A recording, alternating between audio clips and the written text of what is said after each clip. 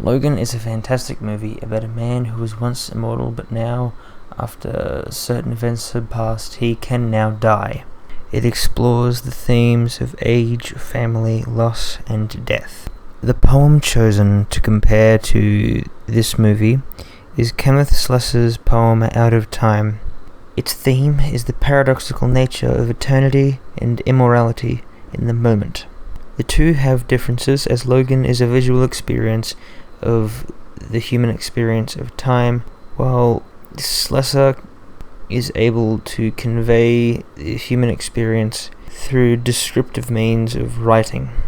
While Logan is mostly tonally sad and depressing, there are some happy parts, whilst for the most part in Kenneth Slessor's poem, everything is sad, everything is depressing, and everything must end, and that is portrayed as only a bad thing.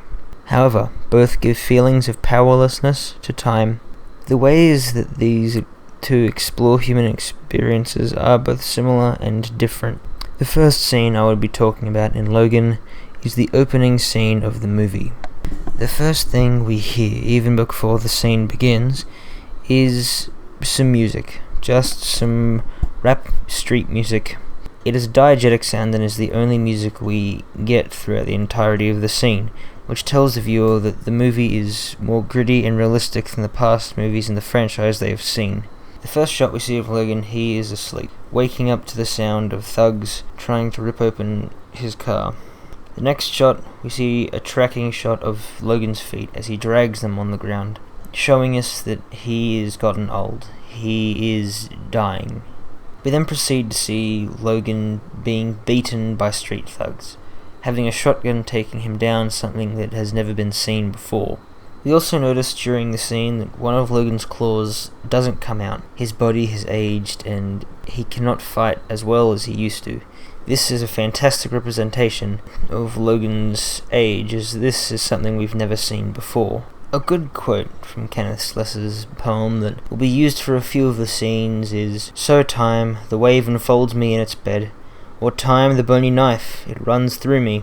The second half of this line works incredibly well with this scene, as it is time, the bony knife, that has run through Logan. It's done it slowly for sure, but it has gone through him. It has been cruel.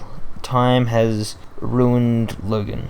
The second scene I wanted to talk about was Logan's interaction with Charles Xavier, a man who many people held in high regard now sits alone in essentially what is supposed to be a nursing home, but for him is a prison. There's a fantastic representation of how older people essentially get packed away when they reach a certain age. We see Charles goes mad. He's talking to himself nonsensically about things of the past. He's not remembering things very well, and he doesn't recognize Logan, someone who he was good friends with. This is also a good representation of hurting the people you love unintentionally because you've started to lose yourself, your mind. Something that comes along with age, something that comes along with time. The last thing we hear in this scene is Charles saying, "You're waiting for me to die," to Logan. This is most likely how people feel. When they get to this age, this is probably the mindset they have.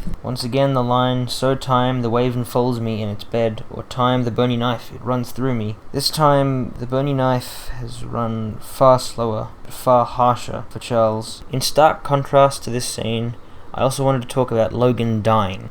In this scene, we see time enfolding him in its bed. You could say that Logan has died painfully. He's died with wood through the chest. Surely not a comfortable way to go, but he dies knowing what it feels like to have a daughter. He dies knowing someone truly loved him. While he may be in unthinkable physical pain, time slowly and comfortably mentally took him. This goes well with how Charles dies. Charles dies with, quite literally, blades through the chest, quite like the bony knife described in the quote. It ran through him.